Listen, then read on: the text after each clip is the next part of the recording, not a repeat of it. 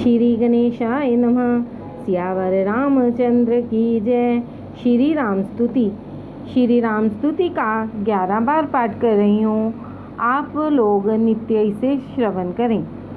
श्री रामचंद्र कृपालु भज मन हरन भव भय दारुणम नव कंज लोचन कंज मुख कर कंज पद कंजारुणम कंदर्प अगणित अमित चभिनव नील नीरद सुंदरम पटपीत मानहु तडित रुचि शुचि नौमि जनक सुतावरम भज दीन बंधु दिनेश दानव दैत्यवंश निकंदनम रघुनंद आनंद कंद कौशल चंद दशरथ नंदनम शिरमुकुट कुंडल तिलक चारु उदारु अंग विभूषणम आजानुभुज शर चाप धर संग्राम जित कर दूषणम इति वदति तुलसीदास शंकर शेष मुनि मनरंजनम मम हृदय कंज निवास कुरु कामादिकल दल गंजनम मनुजाहि राजयु मिलहि सोवर सहज सुंदर सांवरो करुणानिधान सुजानशील स्नेह जानत रावरो एहि भांति गौरिया शीस सुनि सिय सहित हर्षियली तुलसी भवानी पूजी पुनि पुनि मुदित मन मंदिर चली जानी गौरी अनुकूल सियहिया हर्षुना जाई कही मंजुल मंगल मूल वाम अंग फरकन लगे।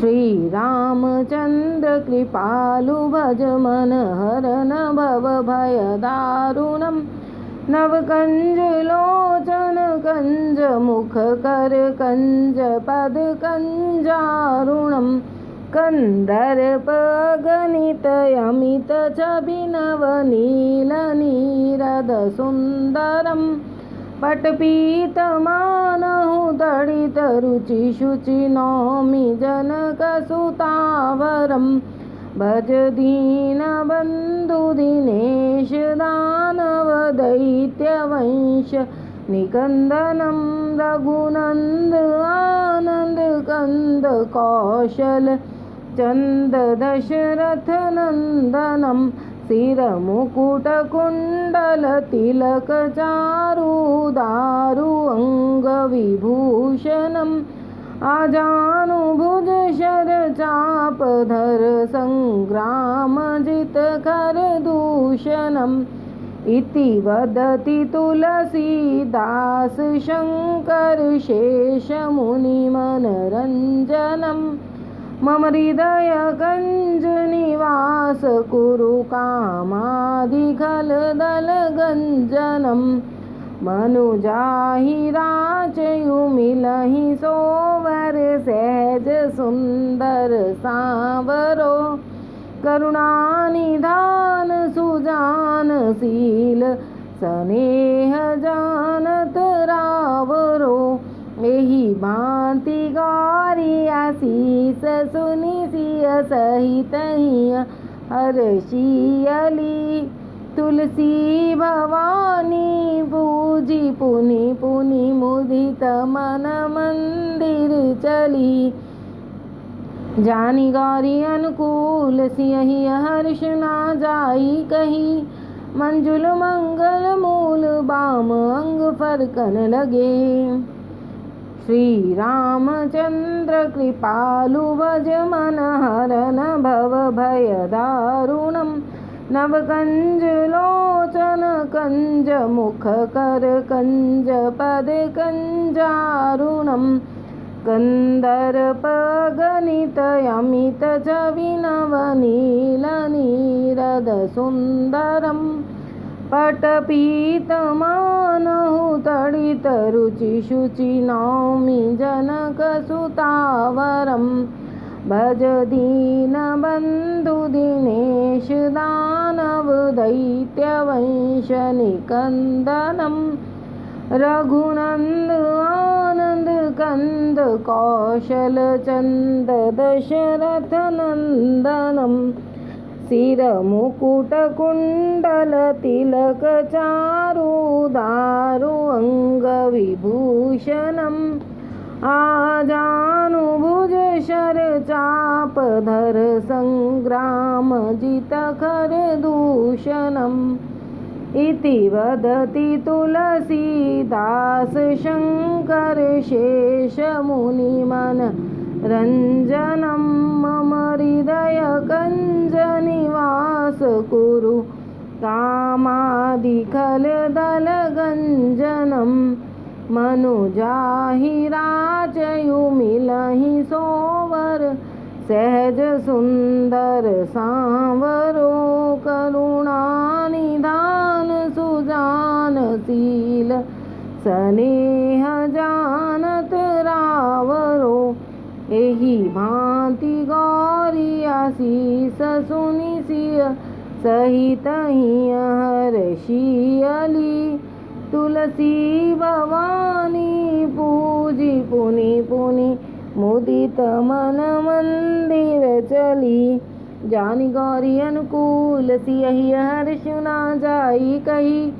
मंजुल मंगल मूल बाम अंग फरकन लगे। श्री रामचंद्र कृपालु भज मन हरन भव भय दारुणम। नव कंज लोचन कंज मुख कर कंज पद कंजारुणम। कंदर्प गणित अमित छवि नवनील नीरद सुंदरम। पटपीत मानहु तडित रुचि शुचि नौमि जनक सुतावरम। भज दीन बंधु दिनेश दानव दैत्य वंश निकंदनम। रघुनंद आनंद कंद कौशल चंद दशरथ नंदनम। सिर मुकुट कुंडल तिलक चारु दारु अंग विभूषणम।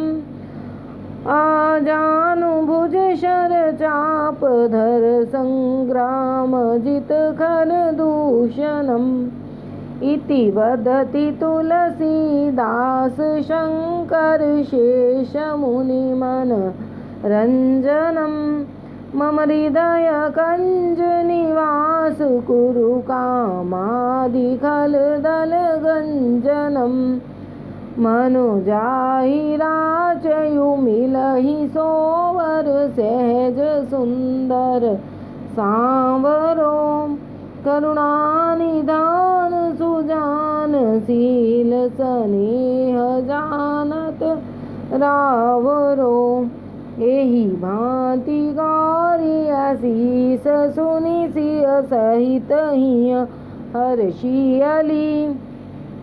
तुलसी भवानी पूजी पुनि पुनि मुदित मन मंदिर चली। जानी गौरी अनुकूल सियहि हर्ष न जाई कही। मंजुल मंगल मूल बाम अंग फरकन लगे।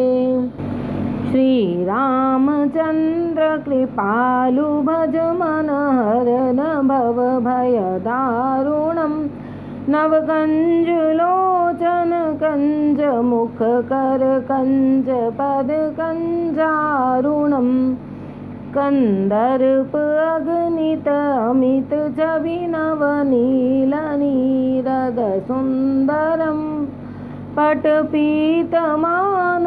तडित रुचि शुचि नौमि जनक सुतावरम भज दीनबन्धु दिनेशु दानव दैत्यवंश निकन्दनं रघुनन्द आनन्द कन्द कौशल चन्द दशरथ नन्दनं सिर मुकुट कुण्डल तिलक चारु दारु अंग विभूषणम् आजानुभुज शर चाप धर संग्राम जित खर दूषणम् इति वदति तुलसीदास शंकर शेष मुनि मनरंजनम् मम हृदय कंज निवास कुरु कामादिखल दल गंजनम् मनुजाहि राचयु मिलहि सोवर सहज सुंदर सांवरो करुणानिधान सुजान शील स्नेह जानत रावरो एहि भांति गौरी आशीष सुनि सिय सहित हर्षियली तुलसी भवानी पूजी पुनि पुनि मुदित मन मंदिर चली जानि गौरी अनुकूल सियहि हर्ष न जाई कही मंजुल मंगल मूल बाम अंग फरकन लगे। श्री रामचंद्र कृपालु भज मन हरन भव भय दारुणम नव कंज लोचन कंज मुख कर कंज पद कंजारुणम कंदर्प अगणित अमित छवि नवनील नीरद सुंदरम पटपीतमानहु तडित रुचि शुचि नौमि जनक सुतावरम भज दीनबन्धु दिनेश दानव दैत्यवंश निकन्दनं रघुनन्द आनन्द कन्द कौशल चन्द दशरथ नन्दनम् सिर मुकुट कुण्डल तिलक चारु दारु अंग विभूषणम् आजानुभुज शर चाप धर संग्राम जित खर दूषणम् इति वदति तुलसीदास शंकर शेष मुनि मन रंजनम मम हृदय कंज निवास कुरु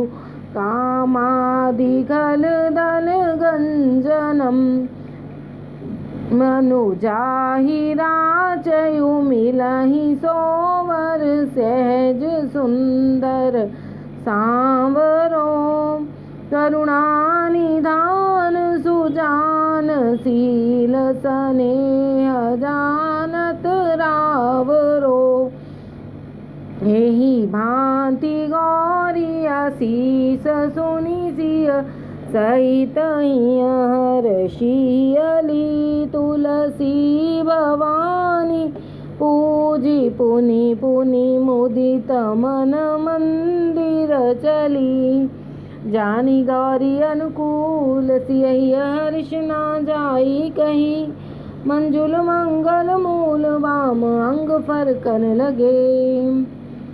श्री रामचंद्र कृपालु भज मन हरण भव भय दारुणम नव कंज लोचन कंज मुख कर कंज पद कंजारुणम कन्दर्प अगणित अमित छवि नवनीलनीरद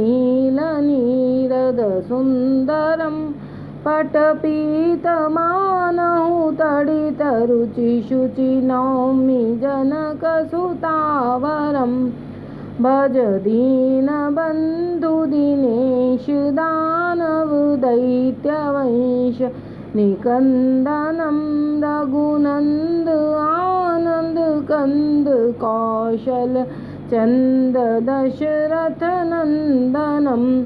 शिरमुकुटकुण्डलतिलकचारु दारु अङ्ग विभूषणम् आजानुभुज शर चापधर संग्रामजित खर दूषणम् इति वदति तुलसीदास शङ्कर शेषमुनिमनरञ्जनम् मम हृदय कञ्ज निवास कुरु कामादिखलदलगञ्जनम् मनुजाहि राचयु मिलहि सोवर सहज सुंदर सांवरो करुणानिधान सुजानशील स्नेह जानत रावरो एहि भांति गौरी आशीष सुनि सिय सहित हर्षियली तुलसी भवानी पूजी पुनि पुनि मुदित मन मंदिर चली जानी गौरी अनुकूल सियहि हर्ष न जाई कही मंजुल मंगल मूल बामंग फरकन लगे श्री रामचंद्र कृपालु भज मन हरन भव भय दारुणम् नव कंज लोचन कंज मुख कर कंज पद कंजारुणम कंदर्प अगणित अमित छवि नवनील नीरद सुंदरम पटपीत मौनो तडित रुचि शुचि नौमि जनक सुतावरम भज दीनबन्धु दिनेश दानव दैत्यवंश निकन्दनं रघुनन्द आनन्द कन्द कौशल चन्द दशरथनन्दनं शिरमुकुटकुण्डल तिलकचारु दारु अङ्गविभूषणम् आजानुभुज शर चापधर संग्रामजित खर दूषणम् इति वदति तुलसीदास शङ्कर शेषमुनिमनरञ्जनं मम हृदय कञ्ज निवास कुरु कामादिखलदलगञ्जनम् मनुजाहि राचयु मिलहि सोवर सहज सुंदर सांवरो करुणानिधान सुजानशील स्नेह जानत रावरो एहि भांति गौरी आशीष सुनि सिय सहित हर्षियली तुलसी भवानी पूजी पुनि पुनि मुदित मन मंदिर चली जान गौरी अनुकूल सियहि हर्ष न जाई कही मंजुल मंगल मूल वाम अंग फरकन लगे श्री रामचंद्र कृपालु भज मन हरन भव भय दारुणम् नव कंज लोचन कंज मुख कर कंज पद कंजारुणम कंदर्प अगणित अमित छवि नवनील नीरद सुंदरम पटपीतमानहु तडित रुचि शुचि नौमि जनक सुतावरम भज दीनबन्धु दिनेश दानव दैत्यवंशनिकन्दनं रघुनन्द आनन्द कन्द कौशल चन्द दशरथ नन्दनं शिरमुकुट कुण्डल तिलक चारु दारु अङ्गविभूषणम् आजानुभुज शर चाप धर संग्राम जित कर दूषणम् इति वदति तुलसीदास शंकर शेष मुनि मनरंजनम् मम हृदय कंज निवास कुरु कामादिकल दल गंजनम् मनुजाहि राचयु मिलहि सोवर सहज सुंदर सांवरो करुणानिधान सुजान शील स्नेह जानत रावरो एहि भांति गौरी आशीष सुनि सिय सहित हर्षियली तुलसी भवानी पूजी पुनि पुनि मुदित मन मंदिर चली जानी गौरी अनुकूल सिय हर्ष न जाई कही मंजुल मंगल मूल बामंग फरकन लगे श्री रामचंद्र कृपालु भज मन हरन भव भय दारुणम् नव कंज लोचन कंज मुख कर कंज पद कंजारुणम् कंदर्प गणित अमित छवि नवनील नीरद सुंदरम् पटपीतमानहु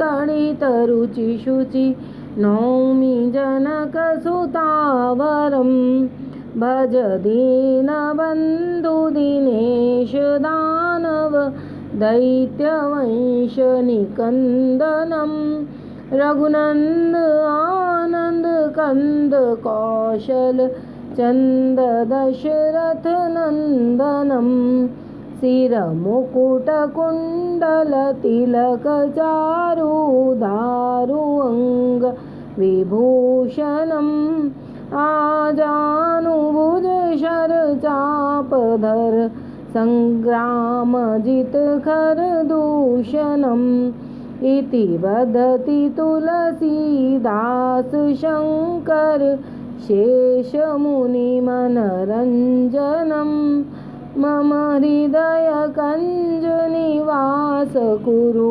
कामादिखल दल गंजनम् मनुजाहि राचयु मिलहि सोवर सहज सुंदर सांवरो करुणानिधान सुजान शील स्नेह जानत रावरो एहि भांति गौरी असीस सुनि सिय सहित हर्षियली तुलसी भवानी पूजी पुनि पुनि मुदित मन मंदिर चली जानी गौरी अनुकूल सियहि हर्ष न जाई कही मंजुल मंगल मूल बाम अंग फरकन लगे श्री रामचंद्र कृपालु भज मन हरन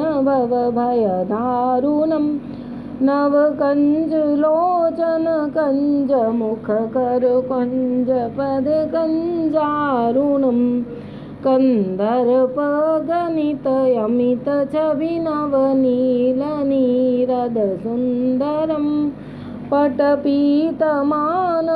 तडित रुचि शुचि नौमि जनक सुतावरम् भज दीनबन्धु दिनेश दानव दैत्यवंशनिकन्दनं रघुनन्द आनन्द कन्द कौशल चन्द दशरथ नन्दनं सिर मुकुट कुंडल तिलक चारु दारु अंग विभूषणम् आजानुभुज शर चाप धर संग्राम जित कर दूषणम् इति वदति तुलसीदास शंकर शेष मुनि मनरंजनम् मम हृदय कंज निवास कुरु कामादिखलदल